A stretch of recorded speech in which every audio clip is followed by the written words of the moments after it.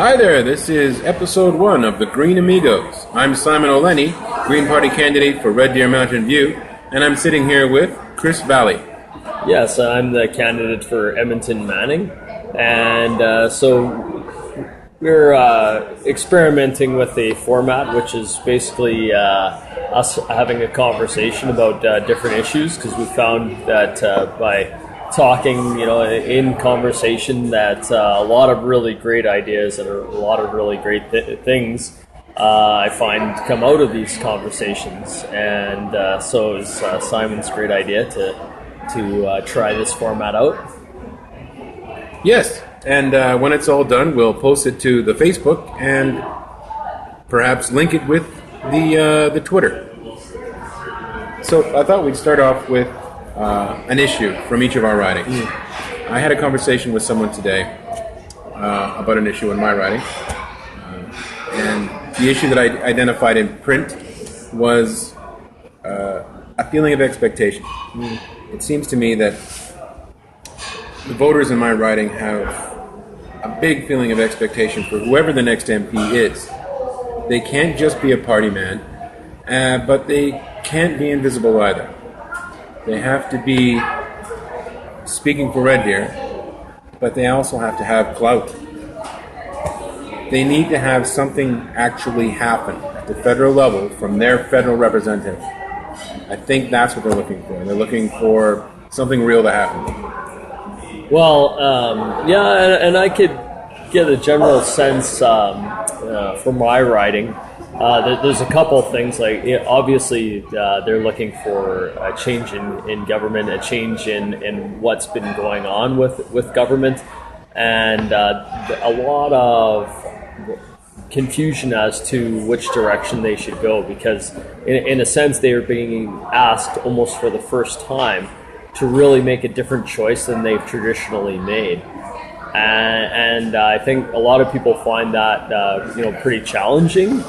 But at the same time, I think there's a lot of potential opportunity that lies within that.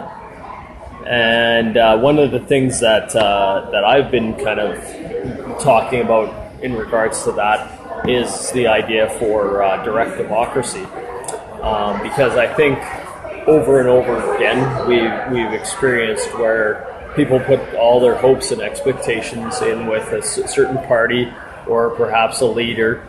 And then over and over again, they find those expectations fall flat. And I think part of the problem is because of the unresponsiveness of government to the people, and there's no mechanism for the people to actually intervene in the in-between election period. So that's why direct democracy, I think, is very appealing, and a lot of people have responded very well to that. And so then that way, we also have a fail-safe mechanism, so that way we would never have a Bill C-51 again, and we would never have some of the omnibus bills, and that we ourselves could actually participate in the system instead of being innocent bystanders. I don't know how you feel. Yeah, I've written to my MP before and asked that when work was underway, when politics were happening, what was happening? And what I got was a thank you letter. And that's not what I was looking for. What I was looking for was, what are you doing? What are you doing next? How are you doing that? How are you making laws? How are you making these decisions? How are you consulting us? What is the process in government for the changes that you're about to make? And I got no answer. And I think that's because my representative didn't know. Didn't have any idea. They were just waiting for the chance to make the vote that the party was about to tell them to make. That was it. Somebody else was handling it. As an MP, I would make sure that every part of the process, as I learned it, became public knowledge. There's no reason that everybody that votes an MP in shouldn't know exactly how they make all of their decisions. There are no backroom deals in Canadian politics, not legitimately. Yeah, I mean, I think a lot of people get that sense that they're. Those for you guys? Oh, Yeah, please. great. There you go. That like for instance, I ran in Sherwood Park, Fort Saskatchewan riding, and I got a number of people say to me that when they wrote to their MP, Tim Moppel, that again they got the same thing. Is that they just got like if they got a response at all, they just got like a patent letter, stating some sort of things to do with policy or whatever, but really didn't answer the question. And so what it is that you actually do not have communication between the constituents and your MP. And I believe it's because the role of the MP has been relegated to, like you say, just passing whatever vote that the party wants them to pass. And that if they don't do that, if they happen to stand against, as we've seen with the Conservatives, then they just get booted out of the party. So out of fear, the other MPs just like toe the party line and go along with whatever's being said, and maybe their participation is also comes down to like mocking or making noise in Parliament, seeming to agree or heckle, perhaps like heckle the other party members, right? But that's like their entire role in Parliament. Yeah, they're hoping to make a soundbite where they say something clever to some other guy that nobody knows. It's not what we're looking for. At least it's not what I was looking for as a voter and somebody who wanted to participate in his own politics without having to become a professional politician. I don't think we've delegated all of our responsibilities. I think that's been made implicit in electing somebody, that we simply become part of their party's fiefdom. Well, see, and is it fiefdom? I'd say fiefdom, but I like fiefdom. I like fiefdom. Yeah. But but I think it's the thing that occurred to me is that it's inherent in the system. We've inherited the British system of Parliament, and the whole idea of having appointments, appointing the Governor General, appointing senators, and all of those things are designed to keep things the same. And it's not a system designed for dynamic change. And as we can see with how hard it is to change anything with the Constitution and all those things, and and I guess one could argue that that's there are some virtues to having something that can't be changed so readily. But then the problem is then how do you update an outdated system? And what came to me again was the solution was the fact that if you had direct democracy, and if there was crucial changes that needed to be made, that we couldn't leave it up to the politicians to make the change, that only through people and the will of the people would those changes ever come to fruition. There is another way, though, to change an old institution or two, right? To modify the way Canadian politics works. And that's what Stephen Harper's Conservatives have done. They took power, kept power, and then wrecked everything. They made policies that last by making policies that didn't work anymore. Well, but see, the thing of it is what he did, and it begrudges me to say we should thank him, is he exposed the fundamental weakness within our system, that it could be jerry-rigged to serve the interests of just one person, and that there was very little fail-safes built within the system to prevent such a thing from happening. Stephen Harper, if you're listening, Chris Vallee, Green Party candidate for Edmonton Manning, says thank you for showing us how antiquated and vulnerable our system is to someone such as yourself. And that's why it's not just when I started off this election, I said it's not just enough that we have another election, we need to have a revolution. Because, and what that means, and I'm not talking about some sort of like violent revolution or anything like that, but a fundamental change in the way that the system works, and therefore providing a means as it's something to have a check and a balance. And that's where direct democracy, if we have the ability to call a referendum and vote on that referendum, vote on bills and policies directly, we effectively become a third level of government. And we also basically cause it so that way whatever politician is in office has to pay attention to the will of the people. Otherwise, the people will just say, no, we're deciding this for ourselves.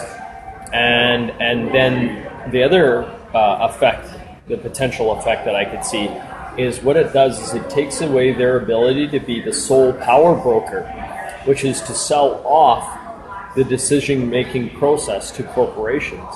And then by the fact that they're the sole decision makers or sole gatekeepers, it means that they have something to sell. But if we can intervene at any time, then the only thing they have to sell is trying to stay within our good graces.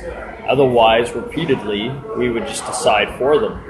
And then it would diminish their ability to sell off the power that they have. And thus, what I would hope is that you would have a reduction in the amount of lobby groups. And what you would have is they would be trying to lobby us for change, because we would be the ones that were making the decision on crucial policies. Right. Picture us as Green Party candidates who, by our own policies, are completely at the whim of only our constituents. And yet we are part of a party. So what we'd be doing is selling the Green Party agenda day by day to our constituents, not just one day on an election and say, we have a mandate, we're going to do what we want. Instead, we do exactly what our constituents ask us to do on every issue. It's not that hard in the digital age. We stay true to our Green Party roots, of course. We're consistent. And how do we do that? We do that by gathering the info and presenting it to our constituents and saying, look, here's some laws coming up. Here's some jobs coming out of that work. What are we going to do?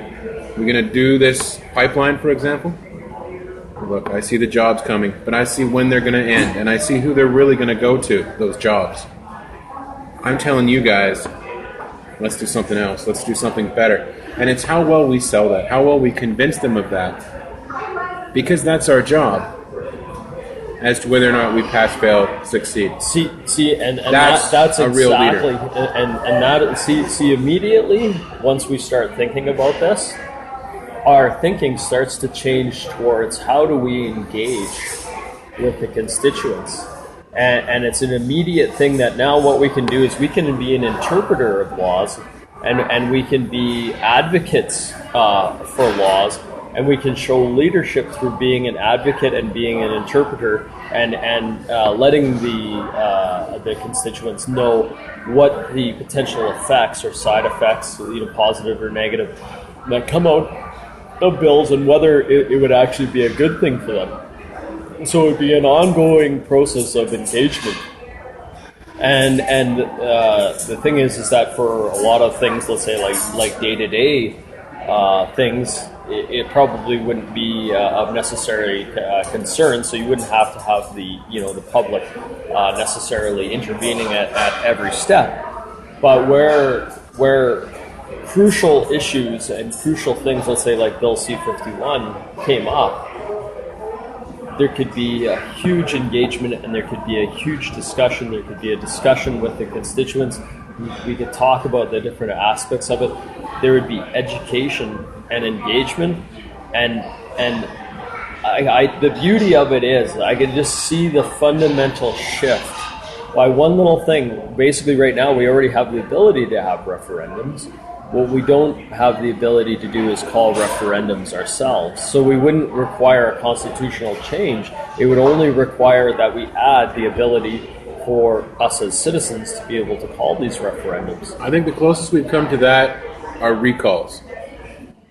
And the recall movement really slowed down.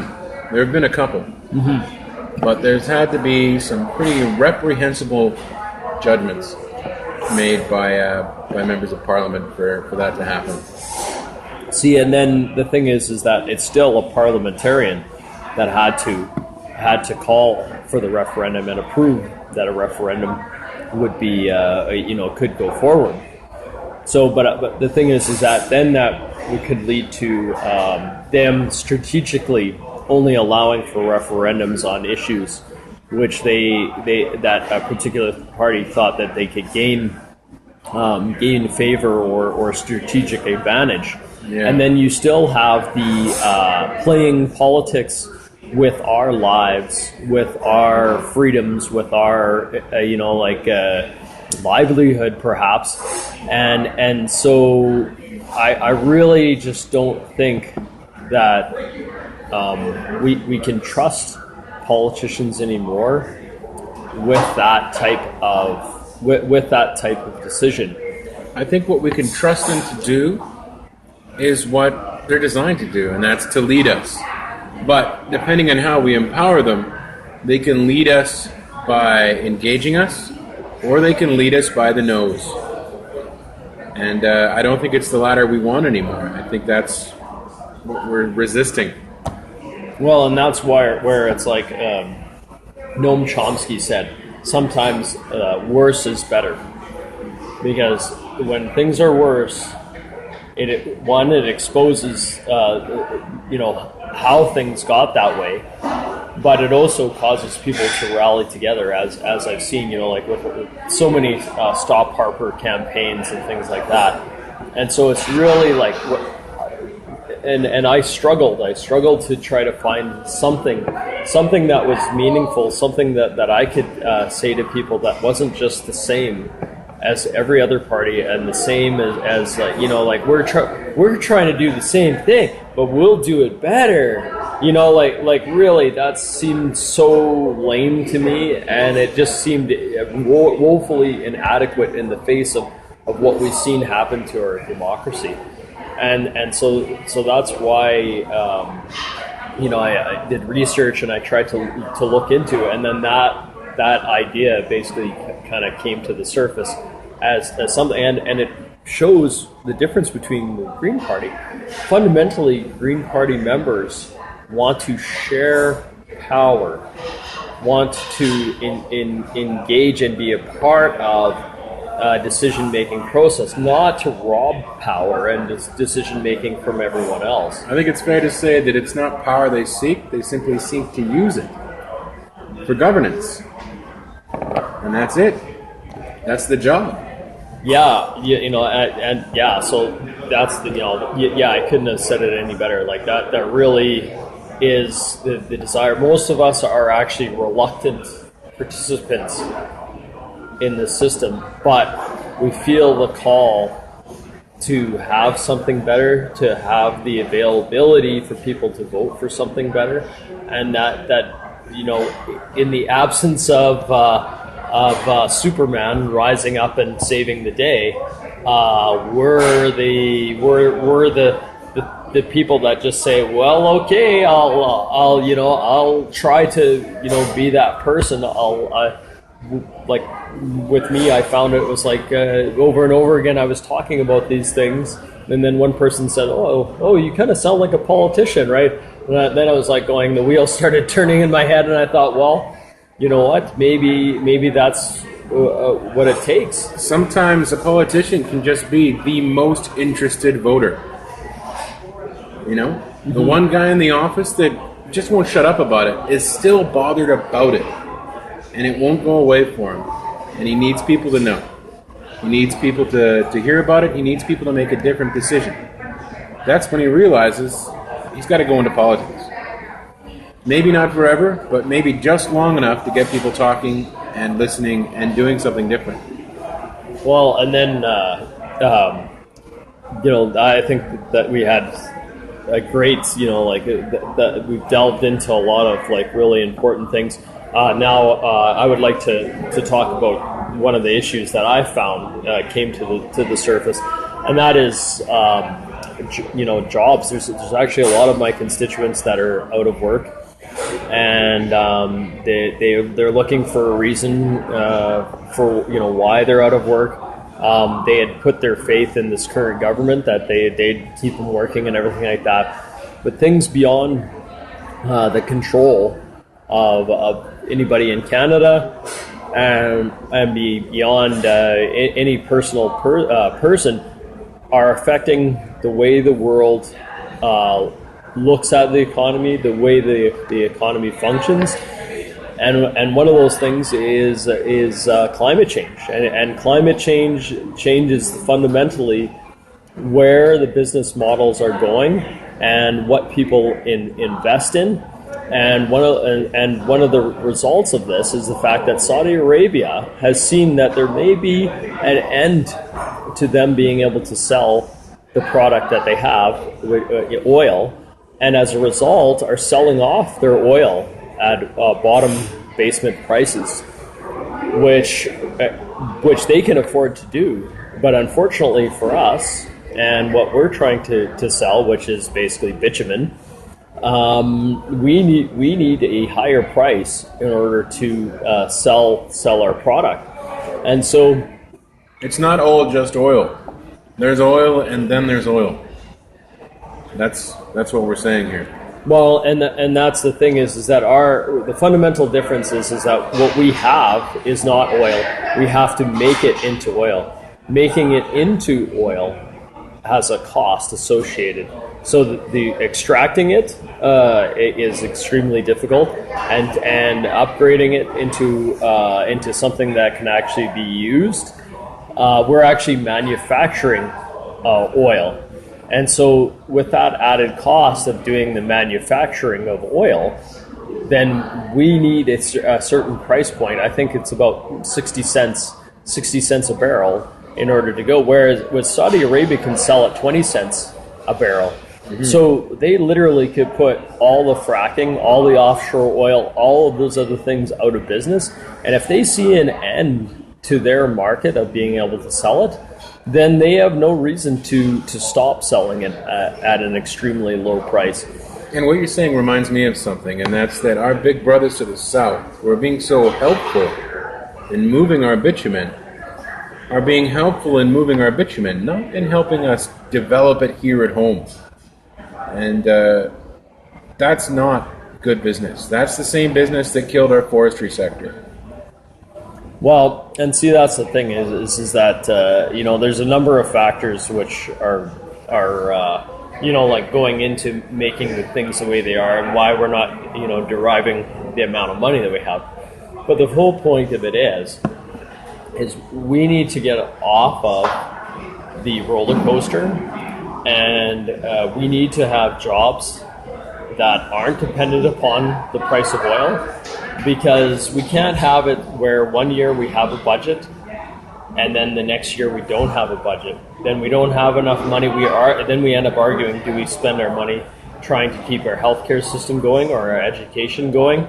And then we have to pick and choose which essential programs can continue on in the future. And nobody's going to keep the dream alive spending the last $15 of the month on what they have to, which is going to be basic survival. It's not going to be a vision. It's going to be the least worst thing that keeps you from absolutely dying. The whole jobs song and dance that previous elections have sold as a bill of goods has been trust us while we trust in the global market.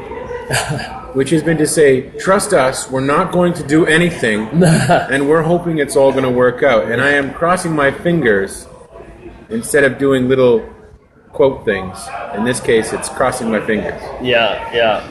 Whereas we've got a green plan. We've got a green plan that's about taking the very taxes we use to do kind of everything at the end of the month with our last $15 and start our month using that as an analogy. Well, on municipal jobs, on municipality level development of infrastructure, sustainability, greening the market, moving us on from fossil fuels. See, and that's a real promise. That's a promise that we can control, that elected representatives would actually manage. We wouldn't hand it off to the global market, which, as we can see on TV, it doesn't work very well.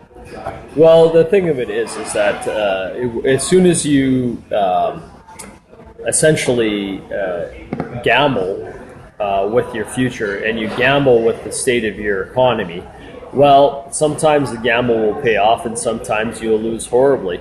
And it's just really not a way of managing things. But what I point out is that we have an incredible opportunity, and which is that we have to meet the challenge of climate change, which requires a fundamental shift in our energy infrastructure.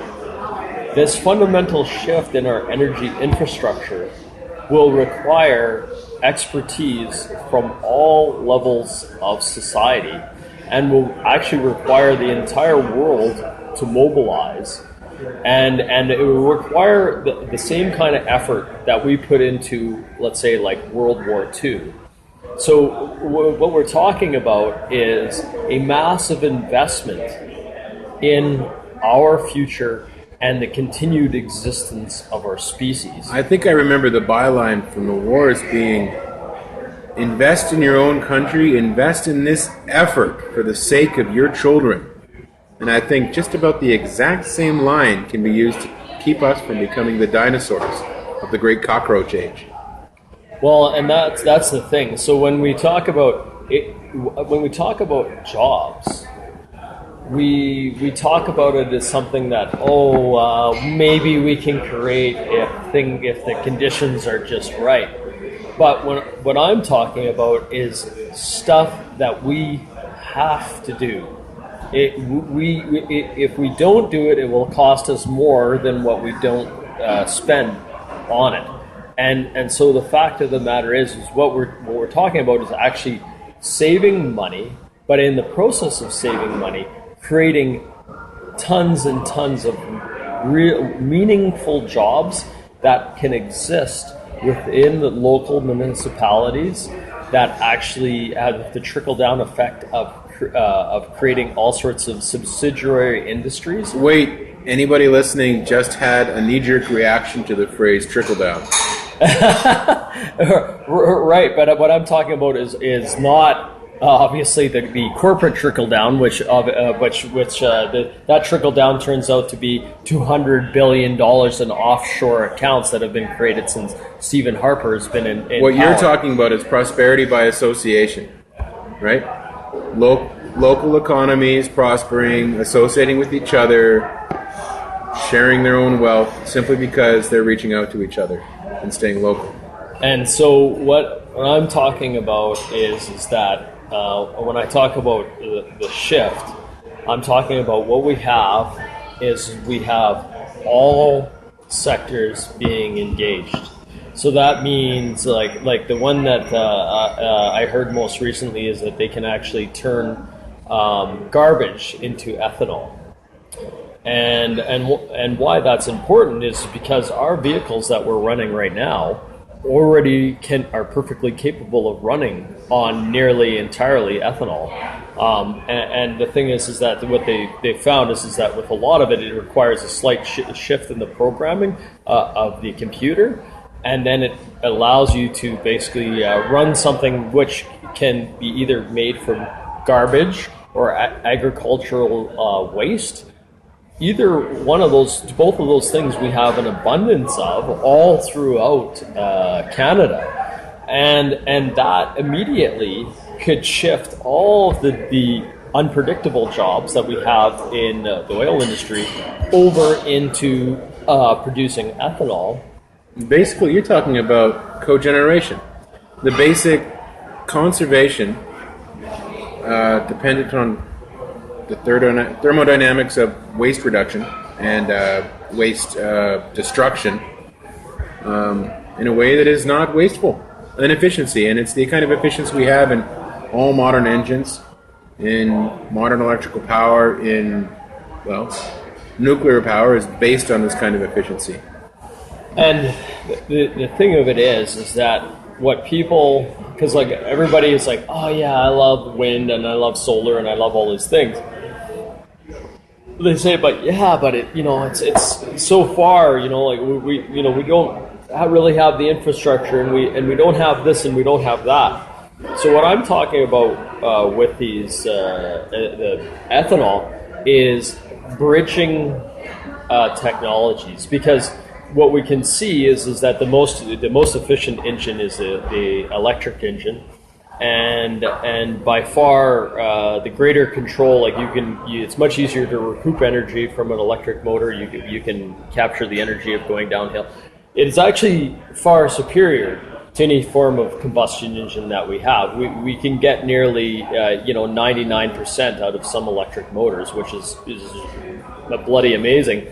Whereas any combustion engine, the maximum efficiency that you can get is around 30% efficient. But the problem is, what do we have right now? We have a lot of combustion engines. And so by switching to ethanol, it actually gives us a stopgap measure, which allows us to bridge from when we have cheaply available electric cars for everybody, and where the battery technology has matured to the point that it's not a concern for people, and that the affordability of an electric vehicle is also at the level that most people can afford. And so these type of measures, whether it can be used for cogeneration or for running our vehicles, would allow us to switch from carbon-intensive forms of fuel to carbon neutral. Carbon neutral, of course, is not as good as no carbon whatsoever, but the fact of the matter is that we could do it tomorrow is extremely appealing, and the fact that a lot of the people that are currently now employed by an unreliable industry could be employed by a reliable industry, because one of the things that I notice is that the cost of fuel doesn't seem to change, even when the cost of the oil fluctuates greatly. And I find that hard to believe, hard to understand how there's no market connection if this whole thing is supposed to work off of some sort of free market mechanics, and that it all works wonderfully. That how come we still end up paying so much at the pump? But if we controlled the fuel that's going into our vehicle, and it wasn't dependent upon the price of oil, we could actually at that point set a reasonable price for the price of our fuel that was actually affordable to people, less damaging to the environment, and then you're actually creating a lot of prosperity out of garbage. So basically what you're describing is hands-on stewardship of the resource, hands-on management, not leaving it to the market anymore. Manage it. You're government. If you're government, you can find efficiency. And in doing so, you find savings. And in doing so, you make life a little better. And that's the whole job of the elected politician. Yeah, and that's, it makes me wonder how all of these technologies have been around for a long time, but yet none of the other parties that have been around for a long time have even begun to discuss these things.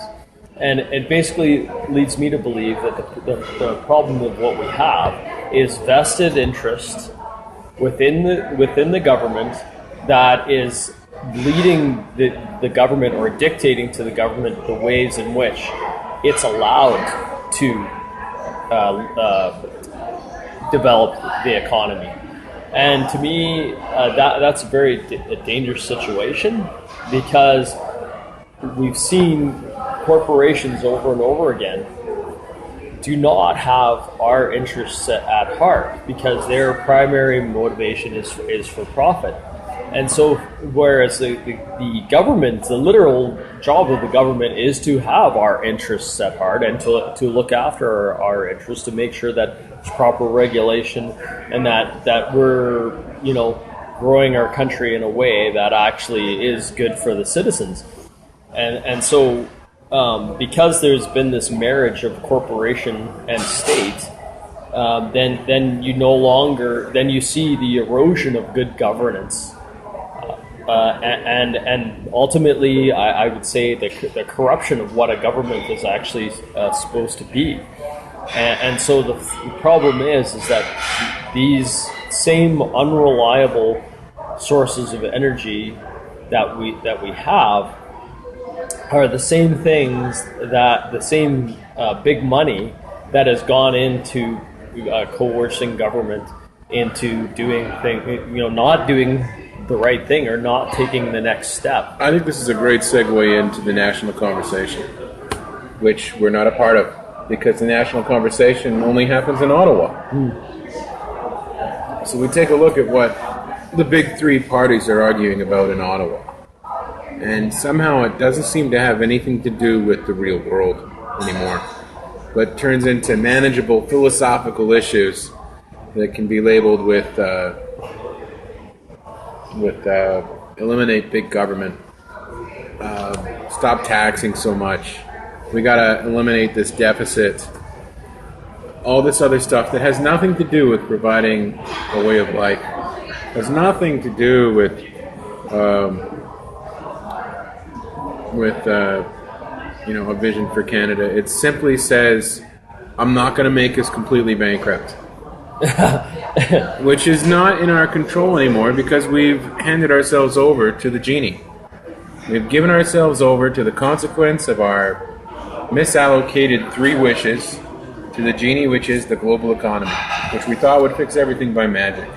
When I say we, of course, I mean them. Yeah, well, and that's the thing, right? Is that none of the parties are actually talking about any meaningful solutions.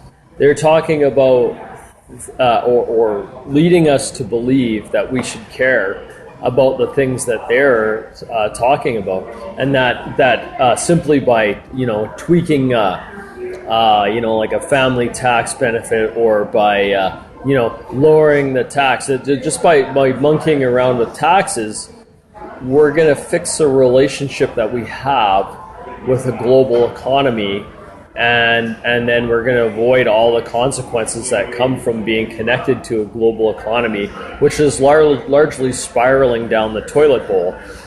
And so the thing of it is that I think that's the fundamental difference with Greens, is we're actually concerned about solutions to these things. Local solutions.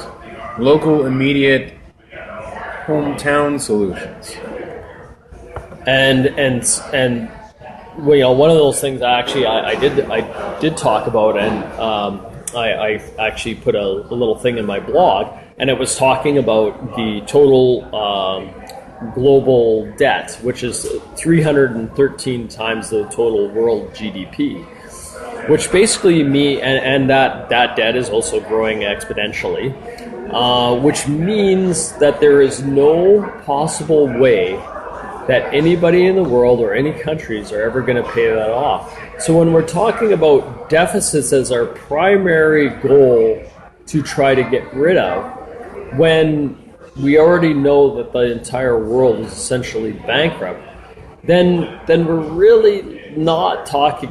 We're not talking about really what's causing ever decreasing wages, ever inflating costs of living, and all the actual root causes to these things that we see seem to get worse and worse, and necessitate us to try to grow an economy at an ever increasing pace, but without actually paying attention to where that economy is heading, which is basically right off a precipice.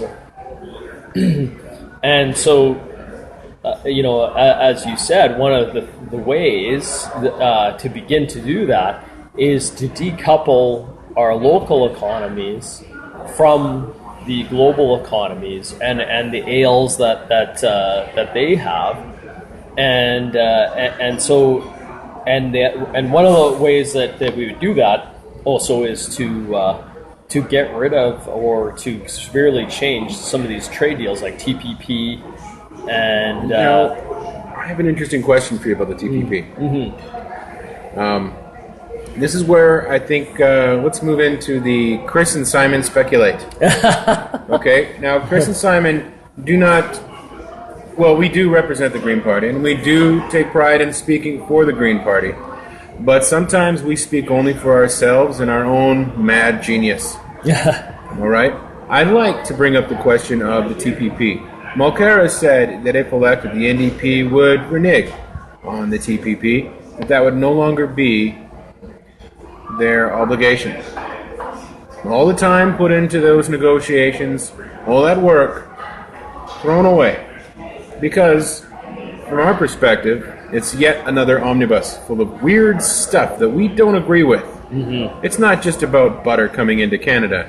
It's about a lot of weird stuff that we don't need. And in fact, we won't feel we're in Canada when we get it, no matter how much New Zealand butter we've got. So, well, that's the big fear. That's the feeling of awful that I think motivates Mulcair's statement. However, I've got misgivings about this. Canada persists no matter what party has the most votes, no matter which MPs are running the government. Why should anybody deal with Canada if every 4 years they might renege on their obligations? How are we supposed to negotiate as a national entity over many decades in good faith with other countries when we can have an election and just change our mind? Is that really okay? Well, see, the thing of it is that why I don't like deals like TPP and other is that it drags a lot of countries into things or negotiations or agreements that they have a really hard time backing out of. Whereas if negotiations were done on a country-to-country basis, specifically curtailed to dealing with the unique situations and the unique relationships between those two countries, that we could bring forward what the Green Party proposes was there's fair trade, not free trade. And so the fact of the matter is I happen to agree that we should renege on the TPP, but that we should take the groundwork that was done, because there are some good things in terms of reducing the amount of trade in illegal goods, black market goods, rare animals, and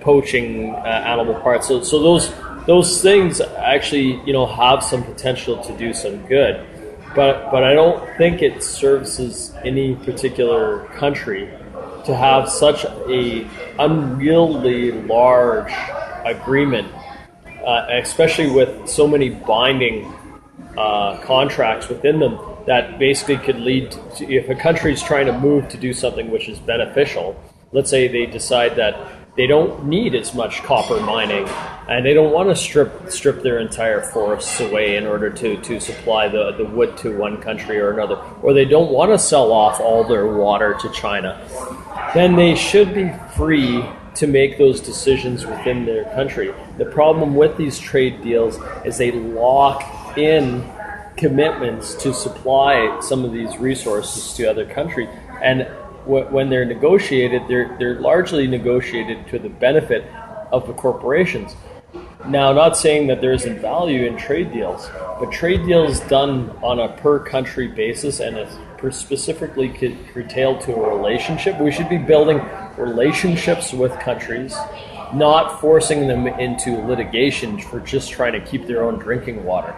And that's the fundamental difference between a negotiation and a trade deal. So I think on this circumstance, some of these agreements, let's say like some of the free trade agreement with China and other things, where they lock in these agreements that they have to supply so much of a particular resource. Like, for instance, one of the things that was said about TPP and as well as the trade deal with China is that it would be game over for climate change, because if you're locked into producing so much, let's say, tar sands, bitumen to China, and you have no means in which to throttle back the production of that, well, then quite clearly we're exceeding our carbon budget that we have to safely, stabilize our climate, and so locking ourselves into a dead end road is there's no economy to a dead world. It's too high a cost. And, I think the wisdom in what you're saying is, sure, let's have treaties. Sure, let's have trade, of course. It's what we do. We're a resource-based economy. We're going to trade to get along. But don't make the trade deals so vast, so convoluted. Don't make them spiderweb into so many pots. That's too much control you're giving up. You're not governing at home now. Now the market's governing you. Make these deals for butter. Don't make them about butter. Don't make it butter, now the environment. Now you can sue us just for trying to keep ourselves alive. That sort of thing. That's the wisdom in what you're saying. But I think you're also saying, like Mulcair, if it was up to you, yeah, of course, drop the TTP. TPP? Yeah. TTP? TTP. Yeah. Oh dear. Yeah. And so the thing is that the problem is with things like TPP, it's so far out of the realm of what most people have to deal with in their day-to-day life. Then it requires the interpretation of somebody that's had time to examine that. And I think that basically falls into what the role of an MP can be, is being able to communicate in a meaningful way that people can understand what these deals mean and what the implications are, and maybe what are some of the good aspects of it and what are some of the negative aspects. I think it's fair to say an MP should be a regular columnist in every single community newspaper that is in his district. Right? Here are the trees we're working on. Yeah, there are several. No, there's not just one big one we know we're going to have trouble with. Mm-hmm. Here are several. This is all happening right now. This is happening because of the delegates you've sent. Here's what we're doing. What do you think? Not, what do you think of what we already did? Do you like it? If not, that's kind of too bad. Sorry. Which is kind of what we've seen pretty much as long as we've been alive, with our alternating blue and red governments over the last 100 years. Mm-hmm. Heck, I've seen this image on the Facebook come up. Alternating blue and red governments over different spans of years. It's ridiculous. It's like people have no sense of history. They're being sold the same bill of goods again and again and again, and it's a tragedy. It's worn out, the party system. The party system, whatever purpose it served, has been served, and it's done. Well, it's basically now become a corruption of our democracy. Well, and basically one way of putting it, or the way that I put it, is that we're being asked to choose between Pepsi and Coke, and perhaps Dr. Pepper. But they're all colas. They're all essentially the same ingredients, just like recombined in a slightly different order, and without any meaningful change or nutrition. And all I see is it's just a whole bunch of soda pop poured in together. It's swamp water, right? Remember swamp water? Yeah. That's all I see with the big three now, and it's a tragedy. Because I remember being romantically involved with Jack Layton, just like a million other Canadians. I loved that guy. And the NDP were his party. They were the Jack Layton party. No longer. No, well, see, but the sad thing is that it took somebody that was facing death's door to have the perspective to lead things in a decent direction. And I think what we have with Green Party members is people that have a global perspective, that understand that we are just this tiny little drop of a life within a vast ocean of emptiness, and that what we have here is unique and special and transcends a lot of the things that we think of on a day-to-day basis.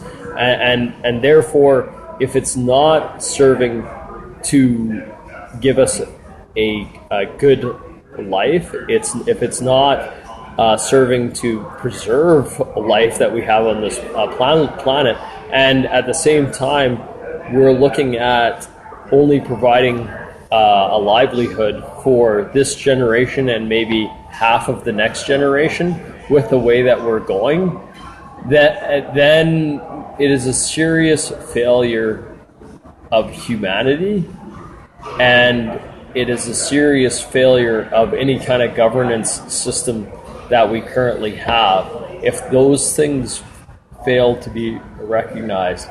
And I think you saw a glimmer of that in Jack Layton.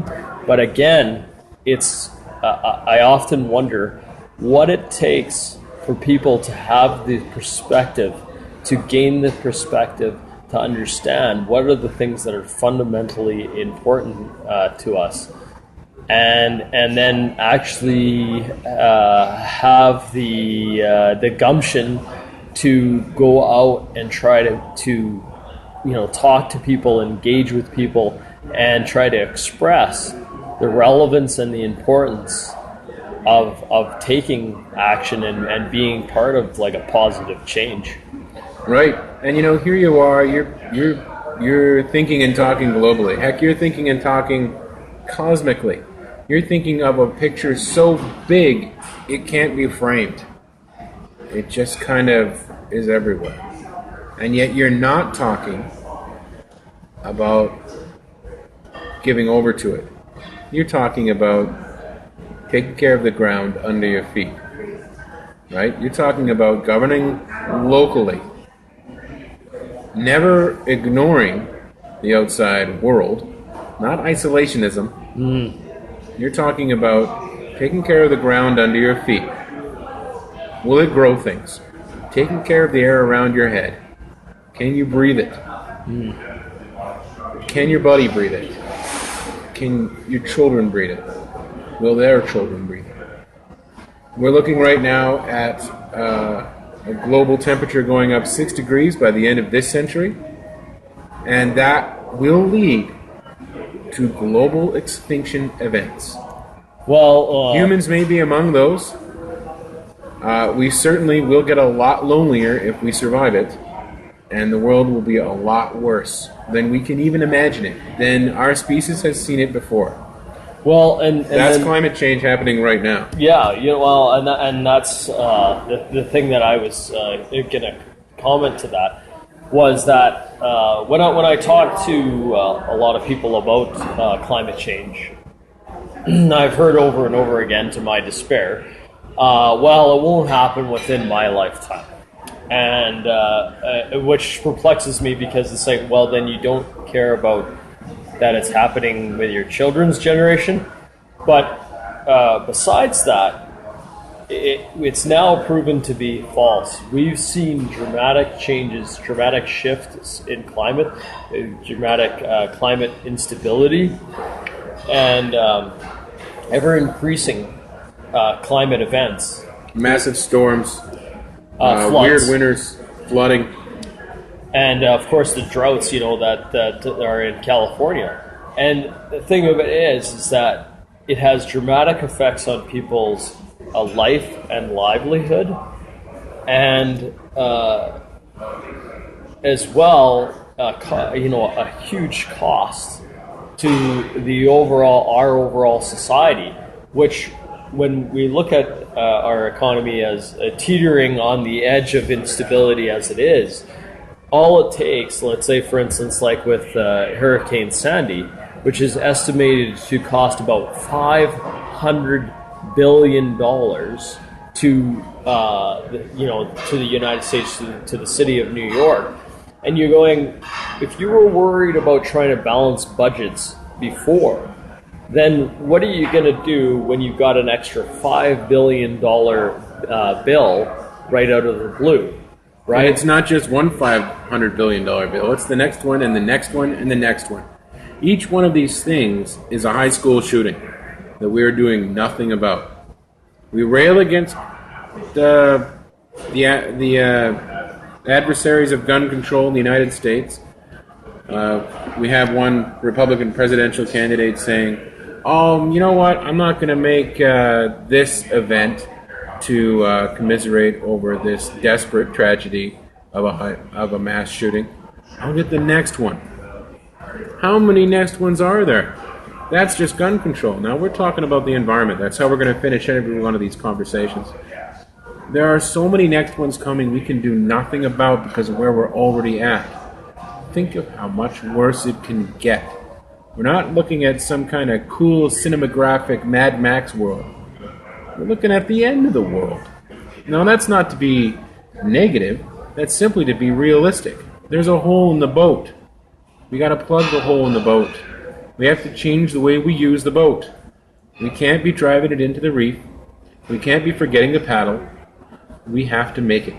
Well, see, and that's where also, when we look at what's happened with this election, we have issues like the niqab being thrown up as like a dead cat, and then not a single mention of climate change, which, if Elizabeth May were in more of the debates, I am almost certain that these issues would not have been allowed to put to like right outside the debate and the least talked about or concerned. Do you remember what Elizabeth May had to say about the niqab?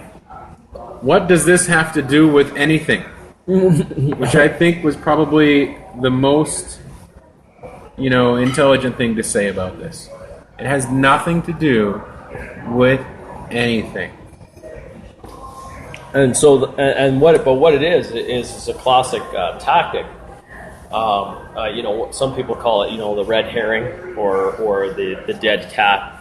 And what it does is a very effective means of avoiding talking about real issues and avoiding, for instance, like with the Conservatives, avoiding the fact that they have nothing to say meaningful on certain issues. Because their position is indefensible. And not based upon any evidence, and which leads to them trying to muzzle scientists, selectively defund certain people that dare to speak up, and basically, governed by an ideology of denial of the things that are going forward. But the thing is that with this issue, no matter how much you deny it, it is not going to go away, and you can't hide from it. And the longer you wait, the more and more critical the situation gets, and the harder and harder it will be for us to actually deal with it in a meaningful way. That's why it is an utter travesty that it is not one of the foremost issues in this election, and that it's been allowed to push so far off of any kind of discussion that it really is not on the radar of any person that I've talked to. Other than the fact that when I bring it up, when I go door to door and I talk to people about it, and then yes, they say, yeah, I'm very concerned.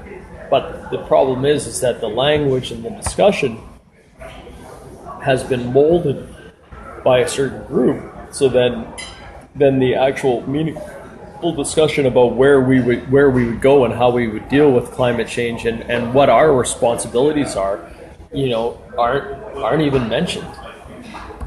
Yeah, it's pretty wild. So I think that makes our full conversation here. Thanks for coming out. Yeah, thank you very much for doing this. Yeah, I'm going to do it again. It may be you and me. It may be you and me and Heather Workman, if we're really lucky. That is one really switched-on candidate. I hope you get a chance to meet her on this podcast, and I hope you are lucky enough to live in her riding. And good luck to everybody. I hope for the best in this election. There's signs that we could be heading for a coalition government, in which case the Green Party could be the balance of power. So please support your local Green MP to be. And if any of these things have rung true with you, please recognize that is the difference. That's the fundamental difference if you're voting for a Green Party candidate. because these are people that care about the issues, they care about the future, and they have thought deeply on a number of issues. A lot of us don't feel encouraged to talk about this kind of stuff anymore. But Chris and I are available. And Chris and I and you, hopefully, will be available to the next person. Let's get everybody talking about this. This is what really matters. Let's all vote green. Awesome. I'm Lucky Dave. I'm Ned Niederlander. I'm Dusty Bottoms, and together we're the Three Amigos.